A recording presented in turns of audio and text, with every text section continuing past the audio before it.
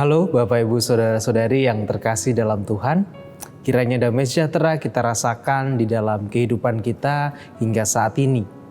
Kembali berjumpa kita dalam Renungan Mingguan, Rabu 13 Januari 2021.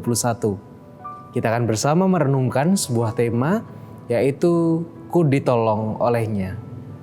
Karena itu sebelum kita bersama merenungkan sabda Tuhan, mari kita memohon pertolongan dan pimpinan dari Tuhan di dalam doa. Mari kita berdoa. Allah yang kami sembah di dalam nama Tuhan kami Yesus Kristus, kami mensyukuri Tuhan setiap berkat, cinta, rahmat yang senantiasa Tuhan limpahkan dalam kehidupan kami hingga saat ini. Dan saat ini Tuhan, oleh karena pertolongan-Mu juga, kami hendak merenungkan sabda kebenaran-Mu dan menjadikannya pedoman dalam hidup kami. Kiranya Tuhan memampukan kami, memberikan kami kekuatan, sehingga kami boleh merenungkan sabda-Mu dengan segenap hati kami, dan kami pun melakukannya di dalam kehidupan kami sehari-hari, juga dengan kesungguhan kami. Kami serahkan Tuhan untuk perenungan dan belajar bersama kami pada hari ini ke dalam tangan pengasihan Tuhan. Di dalam nama Kristus Yesus kami berdoa dan bersyukur. Haleluya. Amin. Sabda Tuhan yang akan kita renungkan bersama pada hari ini tertulis di dalam kitab Yesaya pasal 41 ayat 14 sampai dengan ayat 20. Yesaya 41 ayat 14 sampai dengan ayat 20. Yang demikian sabda Tuhan. Janganlah takut, hai cacing Yakub, hai si ulat Israel. Akulah yang menolong engkau. Demikianlah firman Tuhan, yang menebus engkau ialah yang Maha Kudus, Allah Israel. Sesungguhnya aku membuat engkau menjadi papan pengirik yang tajam dan baru, dengan gigi 2 jajar. Engkau akan mengirik gunung-gunung dan menghancurkannya, dan bukit-bukit pun akan kau buat seperti sekam. Engkau akan menampi mereka, lalu angin akan menerbangkan mereka, dan badai akan menyerakkan mereka.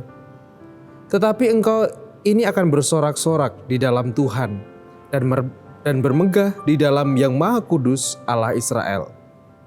Orang-orang sengsara dan orang-orang miskin sedang mencari air, tetapi tidak ada. Lidah mereka kering kehausan. Tetapi aku, Tuhan, akan menjawab mereka, dan sebagai Allah orang Israel, aku tidak akan meninggalkan mereka. Aku akan membuat sungai-sungai memancar di atas bukit-bukit yang gundul, dan membuat mata-mata air membual di tengah dataran. Aku akan membuat padang gurun menjadi telaga, dan memancarkan air dari tanah kering. Aku akan menanam pohon aras di padang gurun, pohon penaga, pohon murat, dan pohon minyak. Aku akan menumbuhkan pohon sanobar di padang belantara, dan pohon berangan, serta pohon cemara di sampingnya, supaya semua orang melihat dan mengetahui, memperhatikan dan memahami, bahwa tangan Tuhan yang membuat semuanya ini, dan Yang Maha Kudus, Allah Israel yang menciptakannya. Demikianlah pembacaan sabda Tuhan. Yang berbahagia ialah mereka yang dengan sungguh-sungguh merenungkan sabda Tuhan dan memeliharanya dalam hidup. Haleluya. Amin. Di dalam kehidupan kita, pernahkah saudara mengalami satu situasi bingung, situasi yang tidak tahu, situasi yang merasa dirinya itu mengkhawatirkan begitu?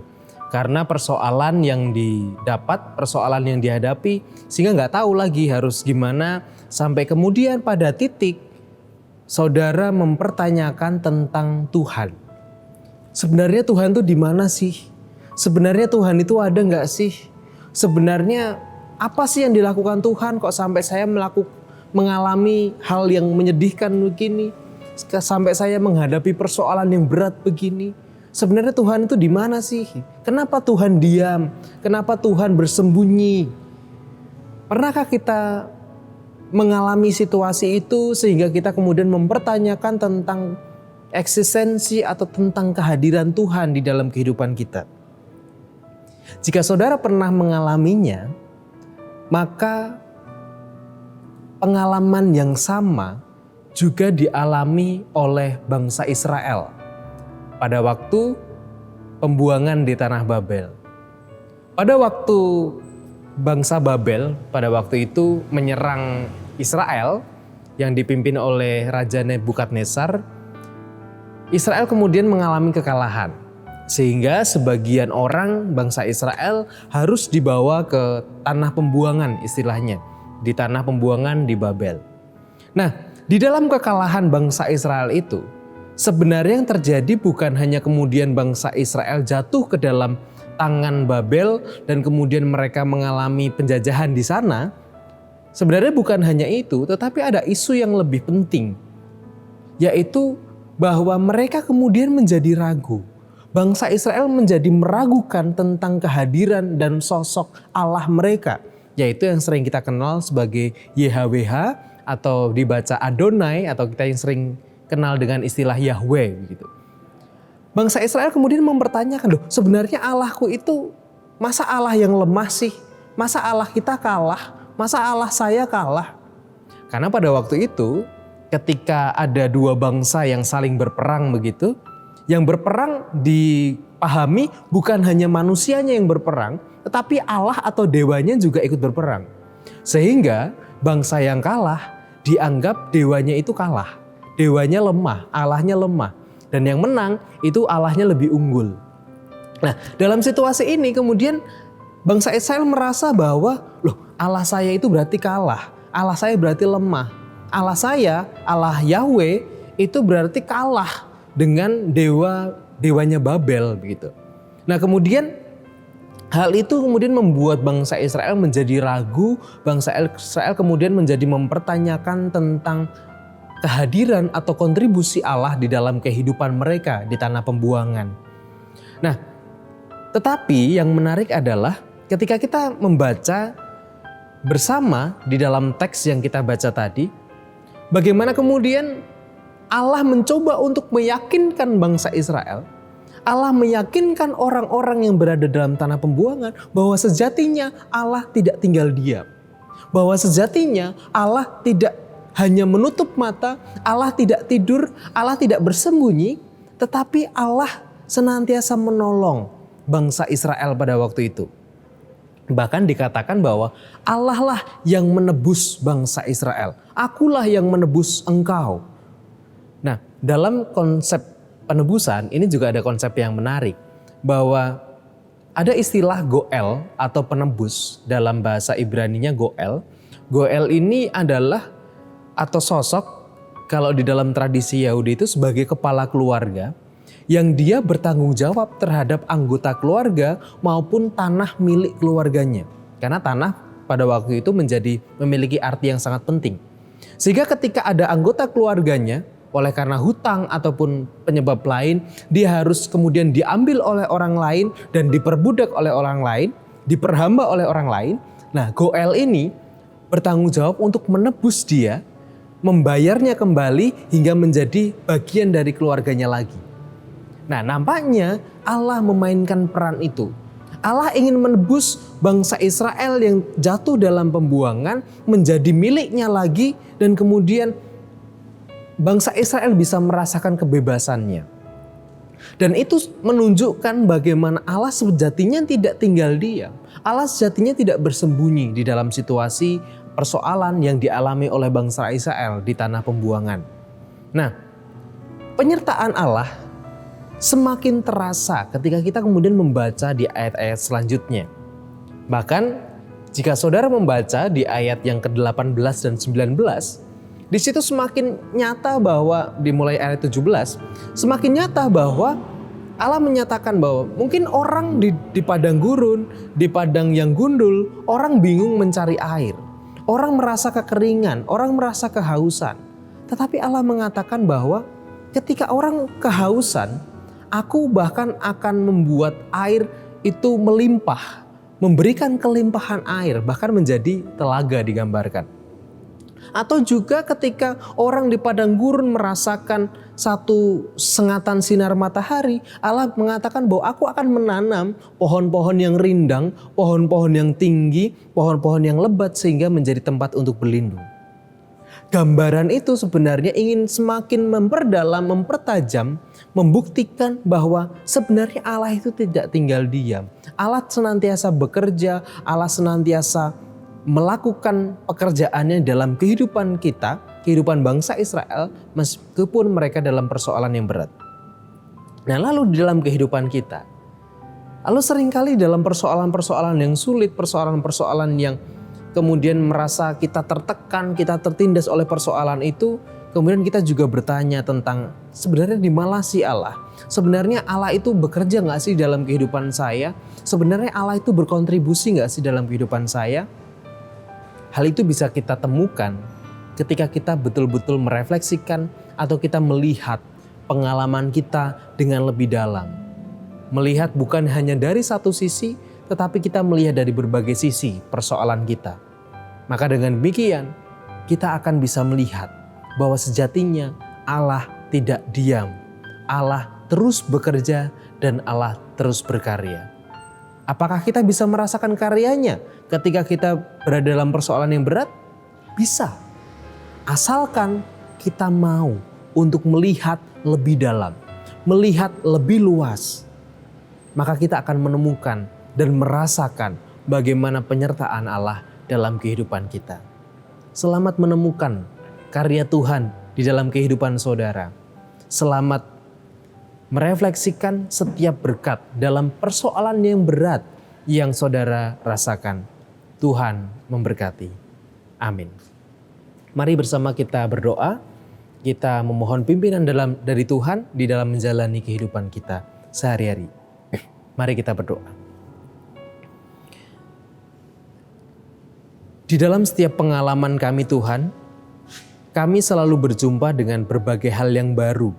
Hal yang menyenangkan ataupun hal yang membuat kami bingung oleh karena persoalan yang berat yang kami rasakan.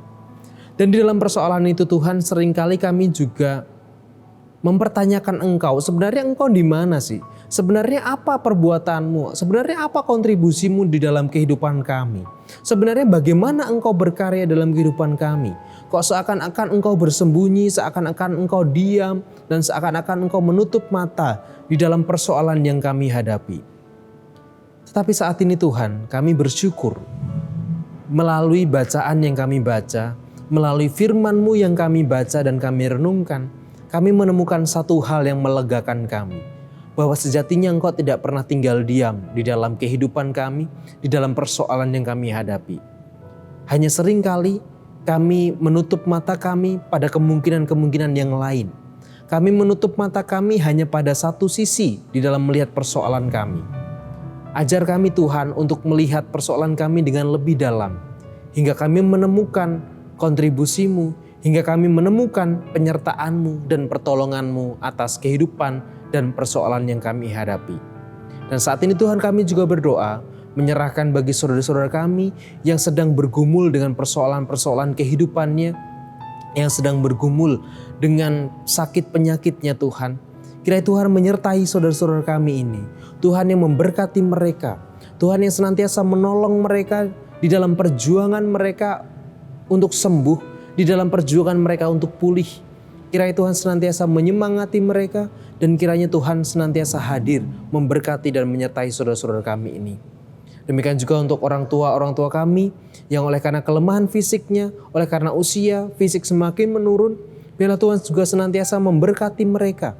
Tuhan senantiasa menolong mereka, menguatkan mereka di dalam pengharapan dan di dalam kebergantungannya hanya kepadamu.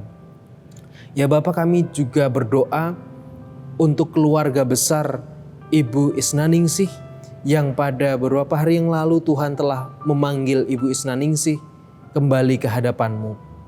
Kami percaya Tuhan saat ini Ibu Isnaningsih telah damai bersama-sama dengan Engkau. Dan kami menyerahkan untuk seluruh keluarga, untuk anak, suami, dan seluruh keluarga besar. Kiranya Tuhan memberkati mereka, memberikan penghiburan dan kekuatan bagi mereka di dalam menerima, mengikhlaskan kepergian ibu terkasih, istri terkasih eyang terkasih dan keluarga terkasih.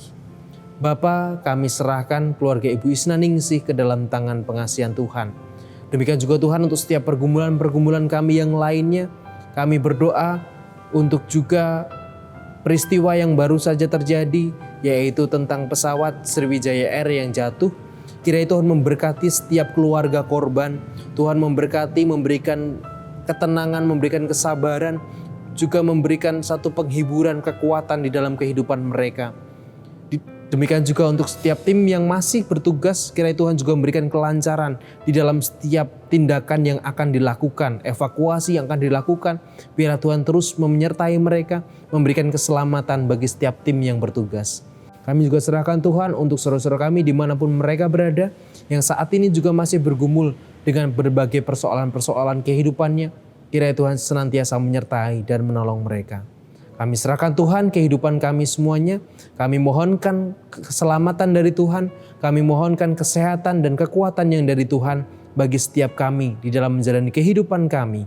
Sehingga melalui kekuatan dan kesehatan itu, kami boleh melanjutkan karya kami di dunia ini bersama dengan sesama kami. Kami serahkan hidup kami saat ini sampai selama-lamanya hanya ke dalam tangan pengasihan Tuhan. Di dalam nama Kristus Yesus kami berdoa dan bersyukur. Haleluya. Amin.